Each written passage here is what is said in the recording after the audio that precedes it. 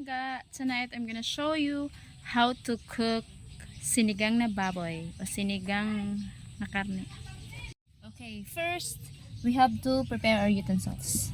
Okay. We have the chopping board and knife. Ay, butcher knife. Ay, Charis English yan. Then we have tangkong gikan sa atong palibot and our spices. Charis English yan. And our main character sa atong dish for tonight, ang karne ng baboy. Una, i-chop muna natin.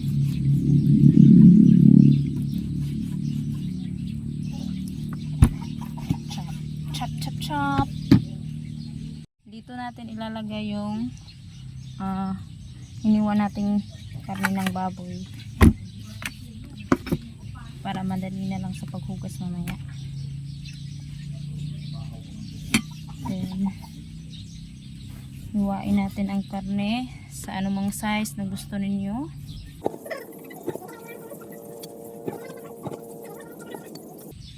Sa akin okay na siguro to, ganito kaliit sa sinigang for me.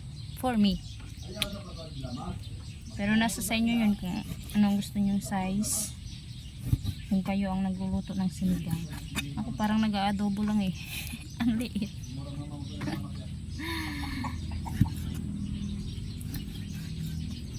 Sinadya ko talaga to para masahid ba kay gamay ra atong karne, no? So dapat ato dyan na gagmay yun, mga langga. Meron tayo ditong mga bukog-bukog. Bukog-bukog.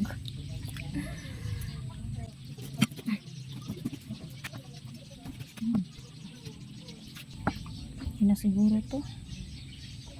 Ayoko nang hiwain yung buto sa gitna. Yan na. Okay na yan. Parang naglaga lang ng ng karne na. Yes, babe. Kisapot. Bakit naman? Gutom na? Ay. Hala.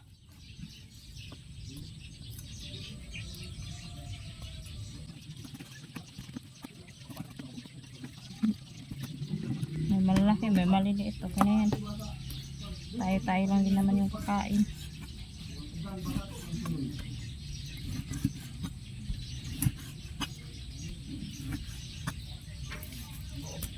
Yes, ito na yung karne natin, mga langga.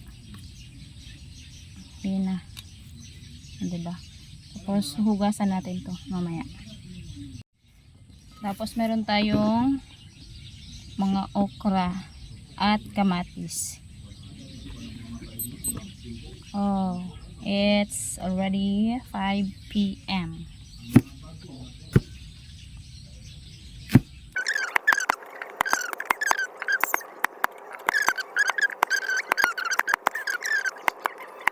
Na yung okra natin, yun lang.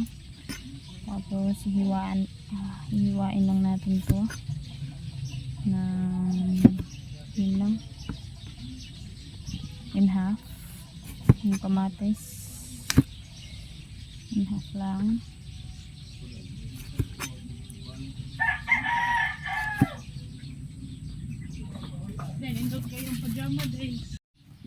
Meron tayo ditong karlang ni sa dari sa Bisaya, karlang pampalapot.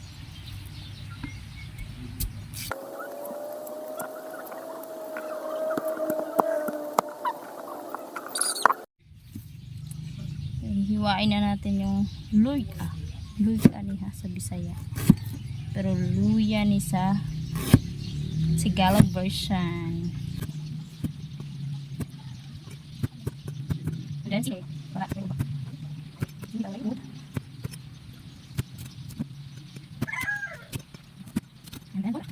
time.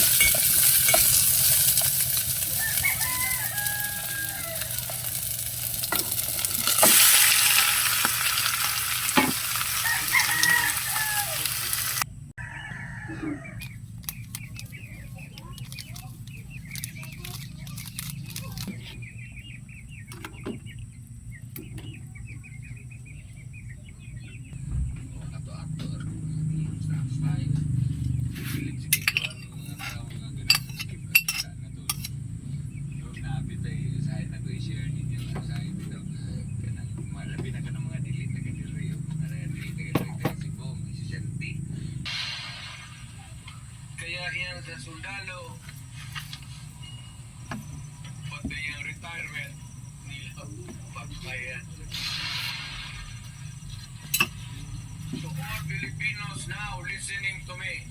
Punta kayo kay Marcos lahat.